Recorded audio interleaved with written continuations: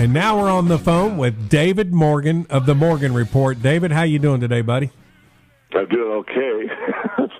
I'm laughing because we've gotten knocked down here in the precious metals quite a bit since we had our last show. Yes, we have. Now, what do you make of the action in the precious metals? Well, a couple things. Obviously, price is at pretty major support in gold. I remember doing shows. We've been doing shows together quite some time, and 1550 was kind of the level.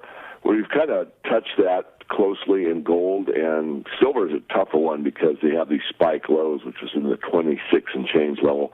I've said this before, and sure, I think that's the worst to look at.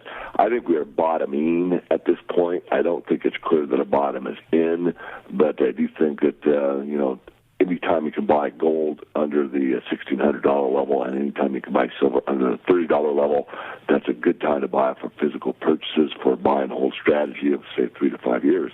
I'm very strong on that. Doesn't mean that we can't get, some spike low in either one of these metals. I don't see them staying at these levels for a great period of time. If you go back and look at the chart, you'll see that silver's under the $30 level for many, many weeks.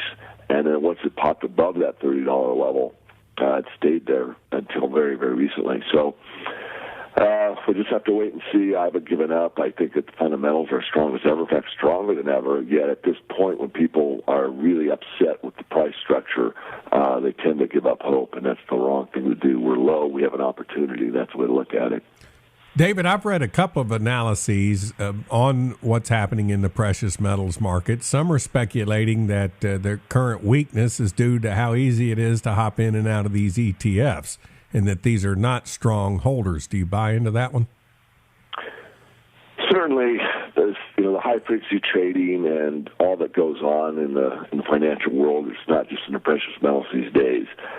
Does have influence. There's no doubt about it. How much is really tough to say. All markets move on buying and selling pressure. The more selling pressure there is, the more the price will be driven down.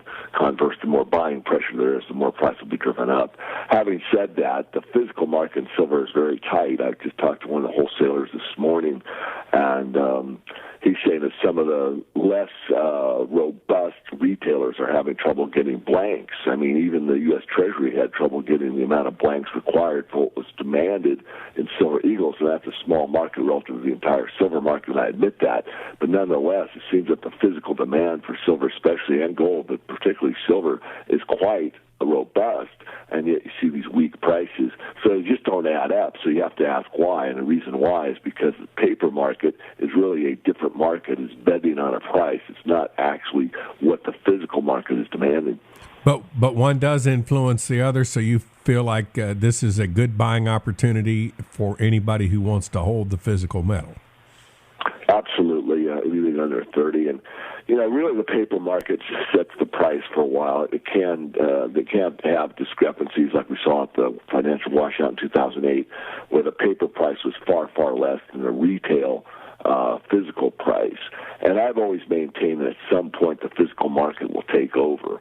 Someone, that might be selling futures contracts and the massive amounts of them driving the price down, may get the price down. But on the other hand, people that have the physical might just say, I'm not willing to take that price for my silver anymore. You know what? I bought it for 30. The price shows, $27.50, and buy it from somebody else. I'm not selling it to you. I'm going to hold it. And that could happen, and I'm not predicting it will happen, but at some point, the physical market will take control. It's just very frustrating knowing that's the case in all markets, and you just don't know when. I think we're close, but I've thought that for a while now, and, we're closer probably, but when, who knows?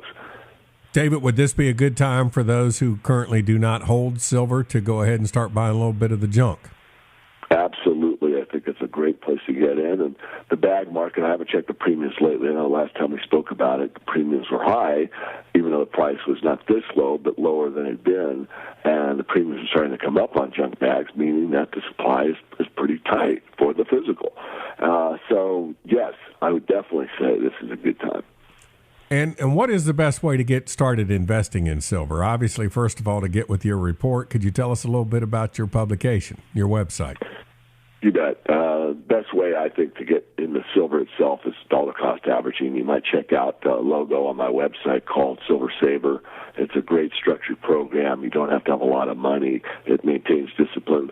The website is themorganreport.com. There's a free e-letter that comes out once a week, gives you lots of information. The interviews I do like this are posted on there. I have a YouTube channel, Twitter feed, and then if you're serious about investing in money, metals, and mining, the Morgan Report has a couple of services. You can check those out. It's all explained on the website, themorganreport.com.